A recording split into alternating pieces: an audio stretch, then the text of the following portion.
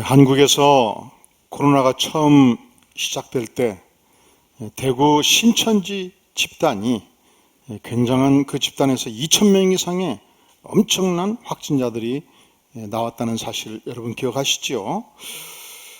그런데 또 한편 서울 모 교회와 인천의 모 교회에서 이 1,000명 이상 되는 교회인데 확진자가 다녀간 것이 확실해졌어요. 그래서 전수조사를 했는데 단 한 명도 전염이 안 됐다는 사실이 밝혀졌습니다.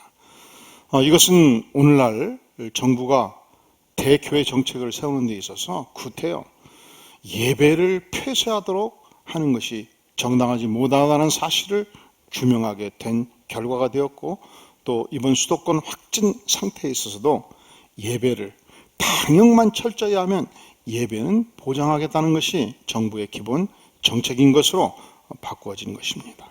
자, 그러면 어떻게 해서 한 집단 안에 이렇게 엄청난 확진자가 나오게 되었는가? 제가 자세히 자료들을 살펴보니까 몇 가지 이유가 있더라고요. 첫째로 이 31번 확진자가 굉장히 무지한 행동을 많이 했습니다. 코로나의 증상이 엄청나게 있었어요. 그런데 열심히 신천지 집단의 예배에 참석을 한 것입니다. 그 안에는 이런 확신이 그 집단 안에 있었던 거예요. 우리가 믿는 신이 열심히 예배하면 반드시 우리를 지켜주리라. 저들은 우리같이 의자를 가지고 있지 않았습니다. 전체가 의자가 없어요. 방석인데 방석에 혼자 앉으면 딱 맞는 방석. 그래서 앞뒤로 양옆으로 어깨가 서로 달 만큼 그 좁은 공간에 엄청나게 많은 신도들이 있었습니다. 또 여러분, 이단을 무시하지 마세요. 저들은 찬양을 할 때 뜨겁게 찬양을 했습니다. 저들은 통성기도를 해도 외침기도를 엄청나게 열심히 했습니다. 그러니까 이 좁은 공간에서 많은 비말이 움직이게 되었죠. 또 이 31 함자가 대구 시내를 마음껏 활보를 했습니다. 차 마시고 식사하고 또 숙박업소에 드나들고 그리고 교통사고가 나서 입원을 하게 되었는데, 의료진이 3차례에 걸쳐서 모든 증상들이 코로나의 증상을 보였기 때문에 검진을 권유를 했으나 나는 걸릴 리가 없다. 검진을 거절을 한 것입니다. 두 번째, 이 신천지 집단 전체에 어떤 은폐 전략이 있었습니다. 그 지역에 가까운 곳에 한마음 아파트가 있는데 이 아파트는 여성들만 받는 아파트였습니다. 142명의 주민 중에서 66%, 94명이 놀랍게도 신천지 신도들이었습니다. 이 아파트에 집단 감염 현상이 일어났고 그곳에 많은 간호사들이 살고 있었습니다. 그런데 이것을 은폐하고자 시도한 것입니다. 세 번째, 저들은 국가가 방역을 검진하기 위해서 신천지 본부에 신도 명단을 여러 차례 요청했으나 인권 침해라는 이유로 거부를 했습니다. 마지막에 어쩔 수 없이 제출을 했을 때 10만 명을 제출했는데 그 중에 5만 명이 주민등록번호가 틀렸다는 것입니다.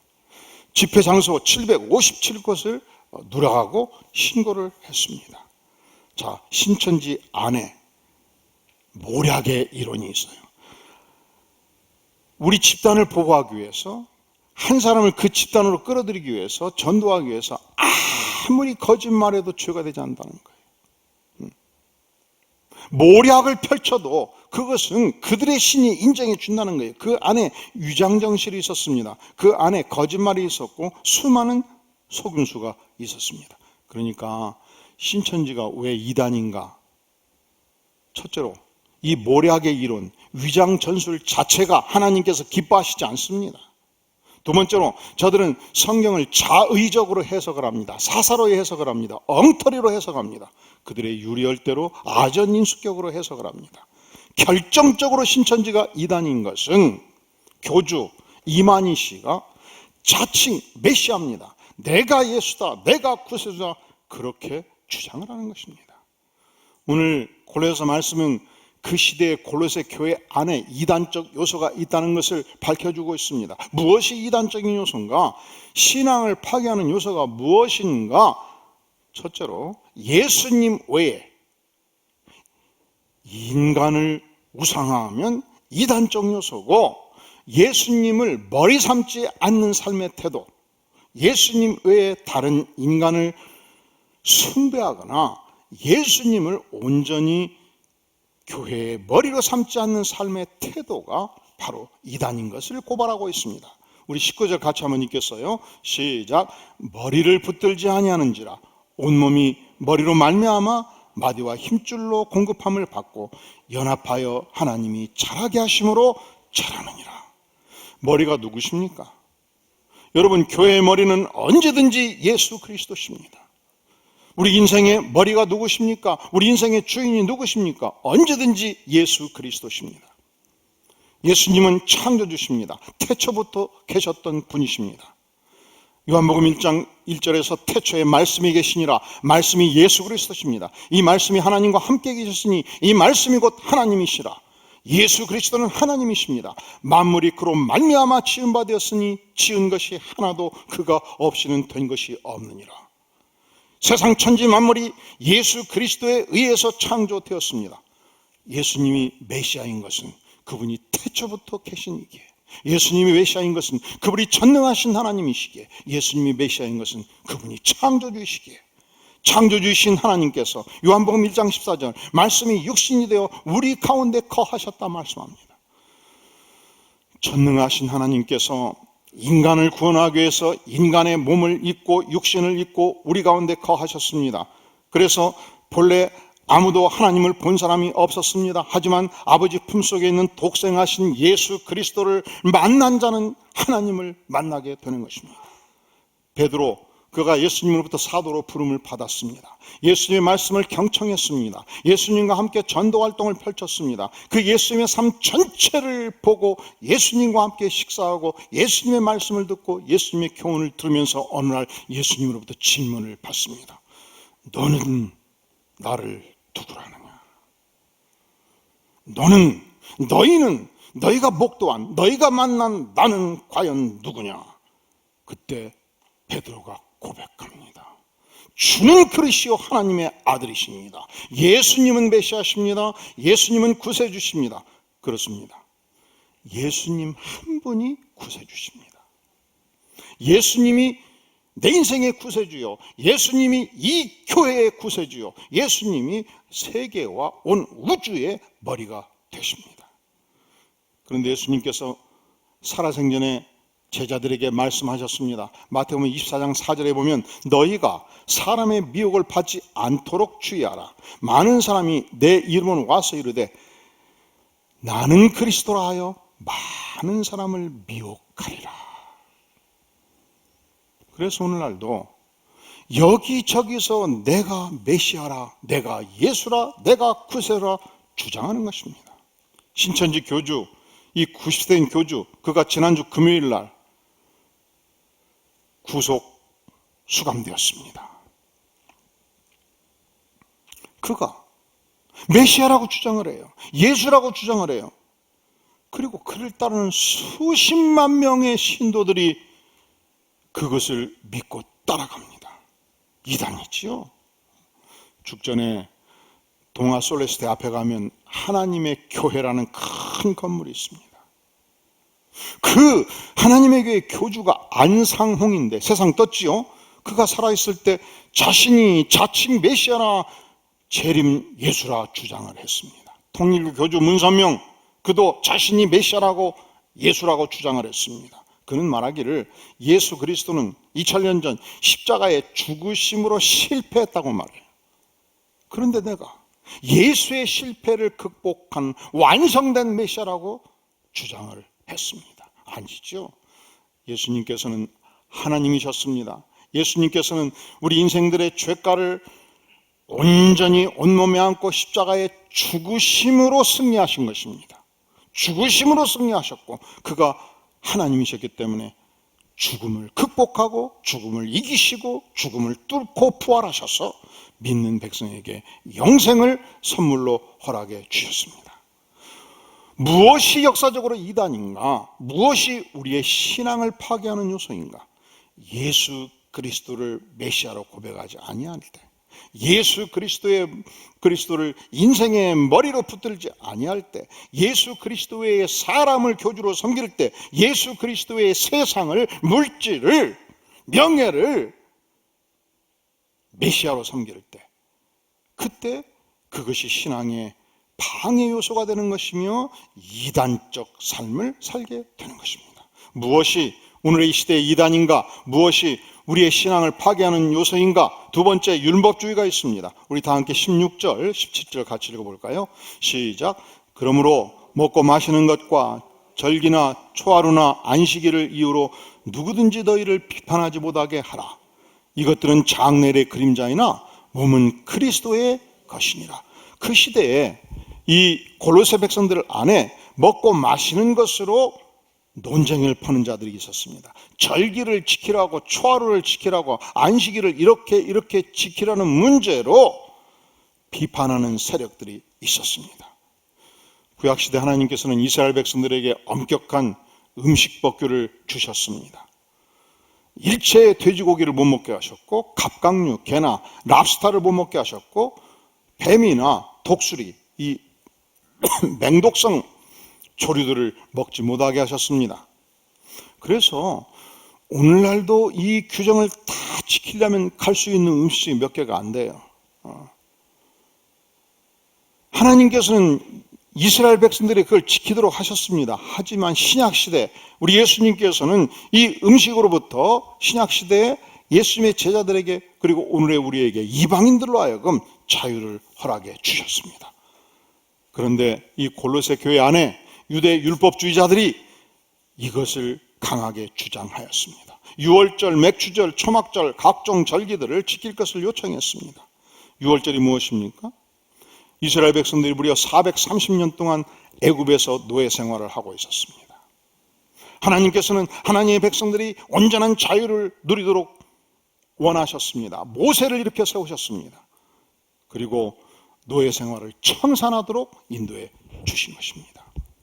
이 이스라엘 백성들이 문지방에 어린 양의 피를 바르면 하나님께서 그 집의 장자는 살려 두시기로 약속하셨고, 그래서 유월절 전날 밤 모든 이스라엘 백성들이 양을 갈라서 피를 문지방에 바른 것입니다. 하지만 애굽의 백성들은 그날 밤 모든 창자들이 죽임을 당하게 된 것이죠. 여기에 애굽의 황제가 무릎을 꿇었습니다. 방법이 없다. 여호와의 능력 앞에 방법이 없다. 너희는 자유다. 그래서 이스라엘 전 백성이 430년 노예 생활을 청산하고 출애굽을 했고 자유의 백성이 된 것입니다. 이날이 얼마나 소중합니까? 우리가 일제 36년 동안 치욕적인 삶을 살았습니다.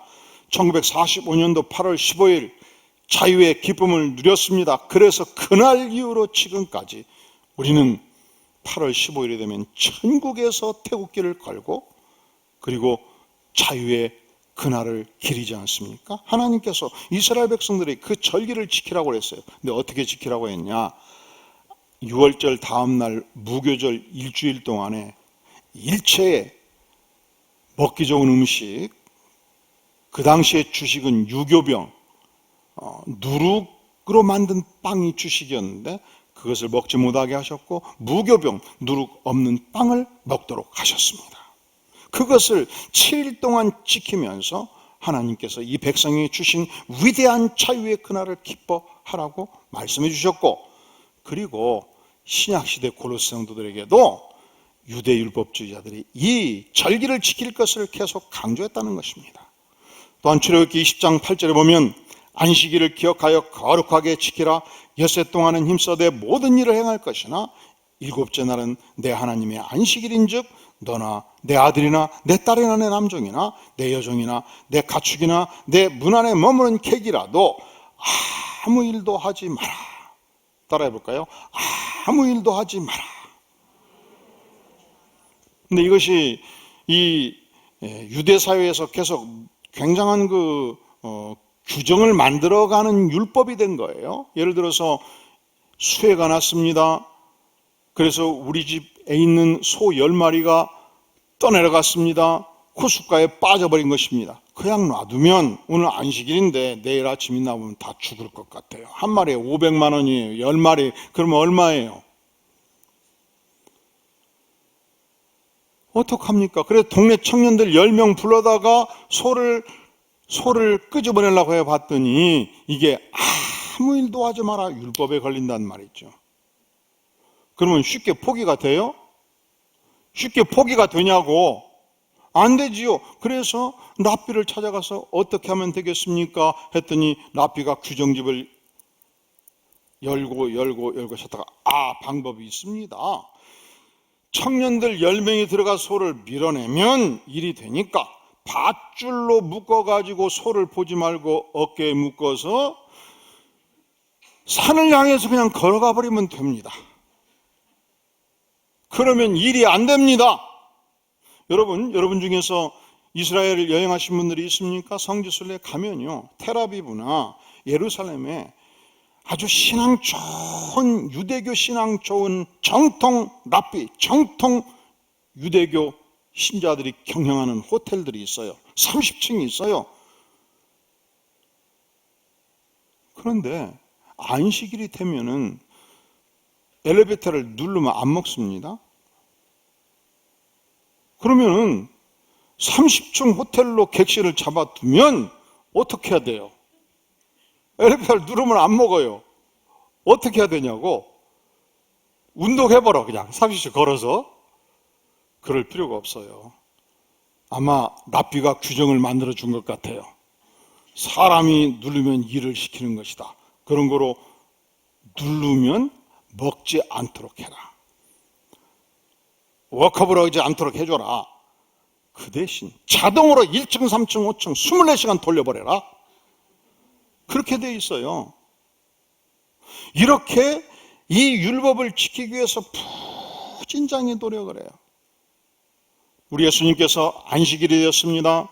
회당에 들어가셨습니다. 말씀을 증거하셨습니다. 그때 예수님을 추적하던 바리새인들이 예수님을 체포해서 잡아 죽이려고 결심을 했는데 드디어 때가 왔다고 생각한 거예요. 왜냐하면 그 회당 안에 한편선 마른 자가 예배를 드리고 있었습니다. 예수님은 자비로우십니다. 예수님은 은혜로우십니다. 예수님은 병자를 고칠 능력이 있습니다. 틀림없이 예수님의 성격상 이 자를 고칠 것이다. 그런데 안식일이었습니다. 고치면 의료 행위를 하는 것입니다. 체포할 수 있습니다. 사형 언도를 내릴 수 있습니다. 저들은 길길이 날뛰면서 예수님의 책을 잡고 있었습니다. 그때 예수님은 어떻게 하셨을까요? 내가 하루만 참자 내일 고치자 했을까요? 아닙니다. 예수님은 눈 하나 깜짝하지 않았습니다. 예수님은 한편선 마른 자를 고쳐주셨습니다. 예수님은 안식일의 주인이라고 선언하셨습니다. 예수님께서 우리에게 안식일을 주신 것은 왜 주셨습니까? 하나님을 예배하라고 주셨습니다. 생명의 기쁨을 누리라고 주셨습니다. 심신을 여세 동안 충분히 일했으니 이제 온전히 쉬고 영적으로 무장하라고 주셨습니다. 영혼들을 돌보고 하나님을 묵상하라고 안식일을 주셨습니다. 이 안식일을 주신 본질적 목적에 충성하는 삶을 살라고 일하지 말라 말씀하신 것입니다. 예수님은 이 안식일의 본래적 목적에 충성하며 영혼을 온전히 살려주신 것입니다. 그런데 유대 그리스도인들은 논쟁거리로 만들고 있는 거예요. 율법주의자가 된다는 것은, 형식주의자가 된다는 것은, 의식주의자가 된다는 것은 율법의 본질적 목적에 충성하는 것이 아니고 사소한 규정을 따져가는 어리석은 삶을 사는 자를 말하는 것입니다. 그런데 이단에 이 율법이 많습니다. 우리가 사소한 율법에 매이면서 가장 본질적으로 중요한 목적을 게으리한다면 그것이 우리의 신앙을 파괴할 수 있다는 것을 기억할 필요가 있는 것입니다. 오늘날 무엇이 우리의 신앙을 파괴하고 무엇이 이단적인 요소입니까? 첫째로 예수 그리스도를 온전히 숭배하지 않는 삶, 사람을 숭배하는 삶, 물질과 세상을 숭배하는 삶, 신앙 파괴 요소고 이단적 요소죠. 오늘날 율법주의적인 삶의 태도, 지극히 치업적인 율법에는 충성하나 하나님께서 우리에게 주신 본질적인 목적을 소홀히 하는 삶, 그것이 바로 신앙 파괴 요소라는 것입니다. 세 번째, 극단적인 신비주의가 있습니다. 우리 다 함께 18절 말씀 같이 한번 봉독하겠습니다. 시작. 아무도 꾸미는 겸손과 청사 숭배를 이유로 너희를 정죄하지 못하게 하라. 그가 그 본 것을 의지하여 그 육신의 생각을 따라 헛되이 과장하고. 그 시대 골로새 교회 안에 천사 숭배하는 자들이 있었습니다. 그 교회 안에, 자 18절 중단, 그가 그 무엇을 의지하여, 그 무엇, 본 것을 의지한다는 거예요. 본 것을 사모한다는 거예요. 저녁에 열심히 기도하고 잠자리에 들면서 하나님 오늘 또 꿈속에서 만나 주시옵소서, 하나님 깨우쳐 주시옵소서. 그래서 꿈속에서 휘황찬란한 천사도 봅니다. 예수님도 직접 만납니다. 하나님과 대화도 합니다. 그리고 그날 밤 또 교회 와서 열심히 기도합니다. 기도할 때에 십자가 옆에 불빛 반짝반짝한 걸 봅니다. 그곳에 비둘기도 보고 천사도 보고, 그리고 그 다음날 아침 10시에 모여서 성도들과 만날 때 어제 기도할 때 이 보았어? 못 봤어? 못 보면 아주 신앙이 약한 사람입니다. 꿈속에서 뭘 봤어? 못 봤으면 신앙이 이상한 사람입니다. 여러분, 무엇을 많이 본 것을 얘기하는 사람이 굉장히 뜨거운 신앙을 가졌다고 착각하지 마세요. 잘못된 것입니다. 다시 18절 중간, 그가 그 본 것을 의지하여 저녁에 꿈도 꾸고 천사도 보고 십자가 옆에 비둘기도 보고, 그 본 것을 의지하여 그 육신의 생각을 따라 어떻게 헛되이 과장하는 것이 잘했다는 거예요, 잘못했다는 거예요. 이 극단적 신비주의가 신앙을 파괴하는 악한 요소라는 거예요. 자꾸 보려고 하지 마세요. 보고 싶어요? 보고 싶으면 성경을 보세요. 왜 꿈속에서 자꾸 보려고 그러고 철야 기도할 때 자꾸 뭘 보려고 그래요? 본 것을 의지하면 그 육신의 생각을 따라 헛되이 과장하고, 그런 자들은 예수 그리스도의 머리를 붙들지 아니하는 자라, 그렇게 말씀하지 않습니까?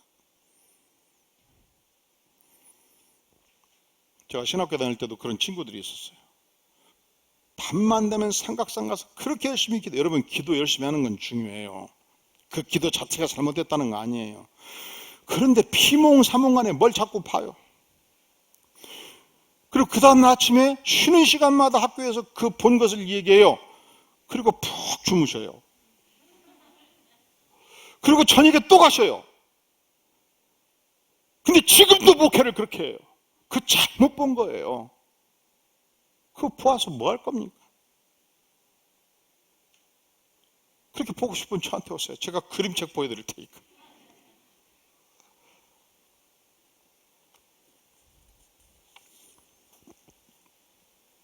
그리고 때로 그런 사람이 있을 때 동조하지 마시고 기도해 주시기를 바랍니다. 저분이 자꾸 보는 것을 포기하고 하나님의 말씀을 보도록 도와주시옵소서.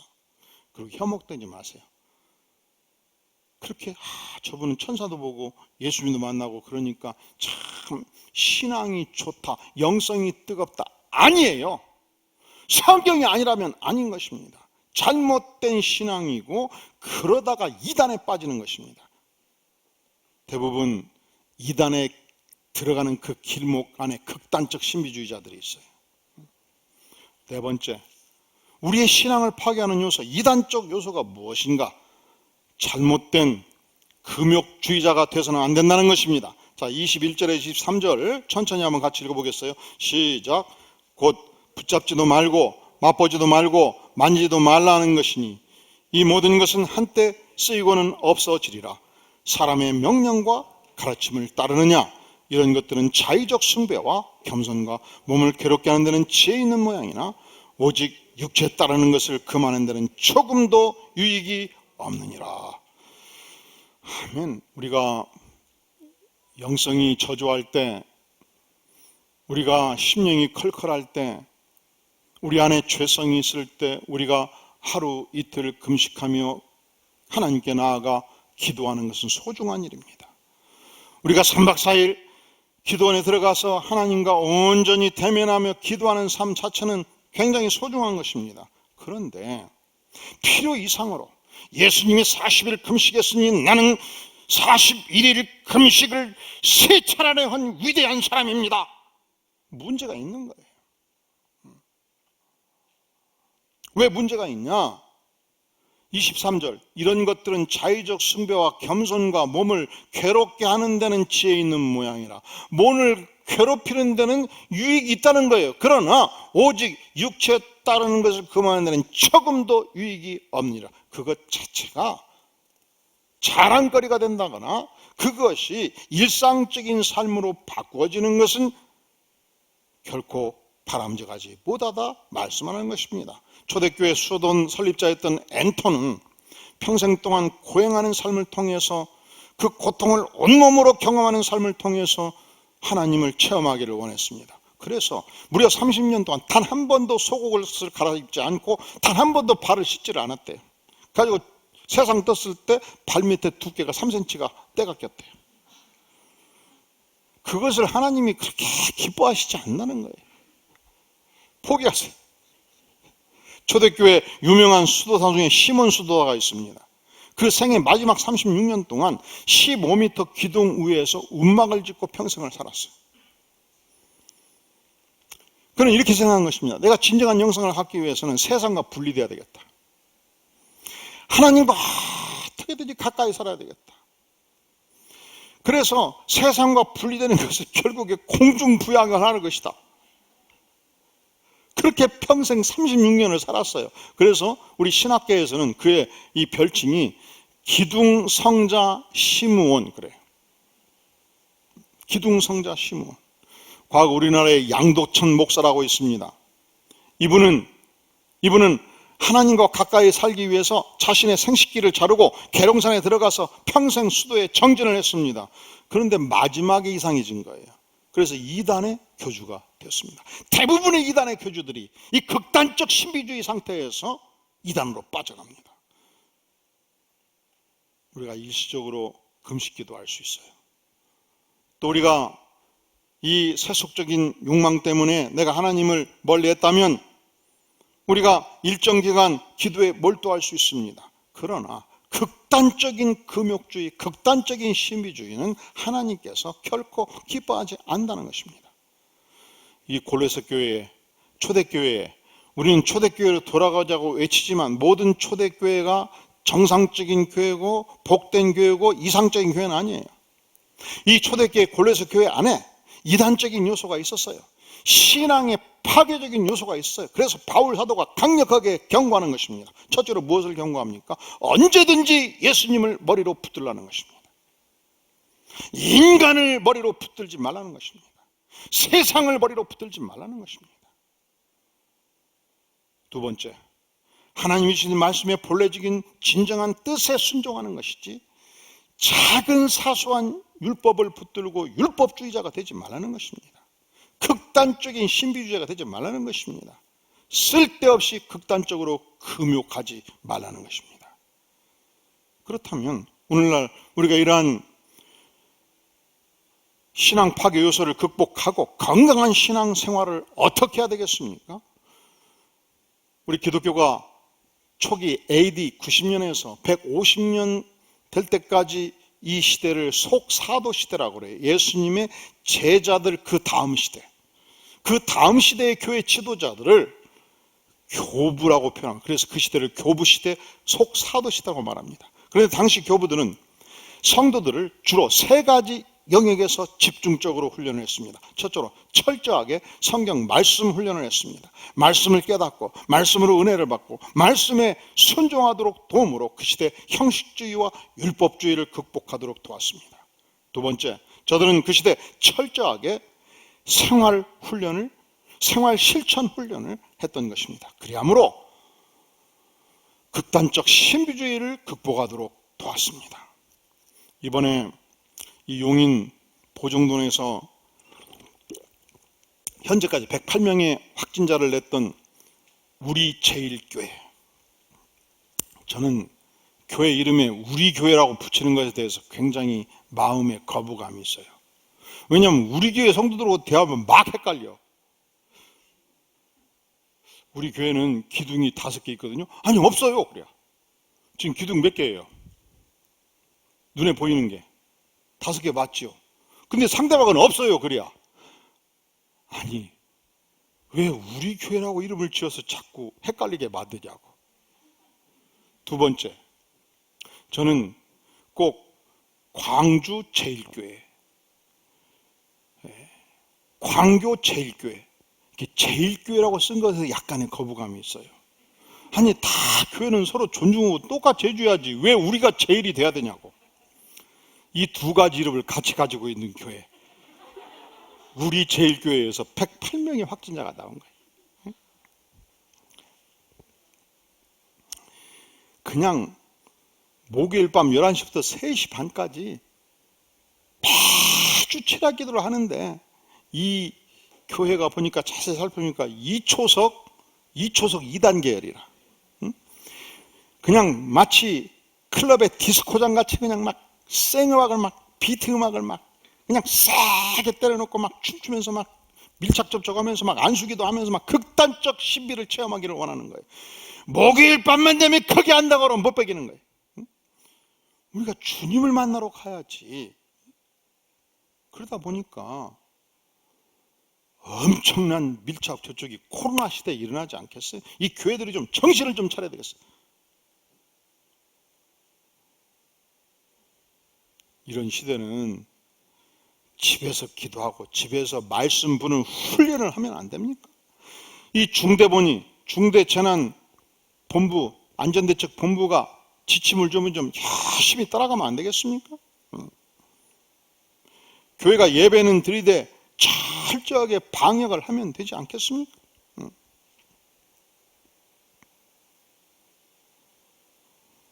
그런데 이걸 소홀히 하다 보니까 여기저기서 30명, 50명, 100명씩 막 교회에서 터져 나오니까 얼마나 세상을 향해서 우리가 어렵습니까? 그런데 초대교회 교부들이 단지 말씀으로 무장할 뿐만 아니라 이 말씀이 삶 전체의 체현이 되도록 생활 훈련을 했고, 마지막 세 번째, 저들이 철저히 기도로 무장하는 영성 훈련을 통해서 신비주의를 극복하도록 도왔다는 것입니다. 그리하여 200년이 지났을 때 AD 313년 콘스탄티누스 황제는 밀라노 칙령을 통해서 기독교가 로마가 통치하는 모든 지역에 자유롭게 예배하는 종교로 공인을 하게 된 것입니다. 오늘날 우리가 이 위대한 하나님 말씀에 의지해서 율법주의, 신부주의, 금욕주의에 빠지지 않고 성숙한 그리스도인으로 온전히 여러분들이 자라갈 수 있기를 주의 이름으로 축원합니다. 기도하겠습니다. 영광의 주님, 그렇습니다. 오늘의 이 시대 우리가 하나님의 말씀으로 무장해서 참된 삶과 영성으로 무장해서 예수 그리스도를 바로 알고 섬기는 복된 신앙생활을 할 수 있도록 전능자 하나님 함께하여 주시옵소서. 십자가에 피 흘려 죽기까지 우리를 사랑하신 예수 그리스도의 보혈로 무장해서 주님을 사랑하고 주님을 섬기고 주님을 증거하는 복된 삶을 살아가도록 은혜를 베풀어 주시옵소서. 예수님의 이름으로 간절히 기도하옵나이다. 아멘.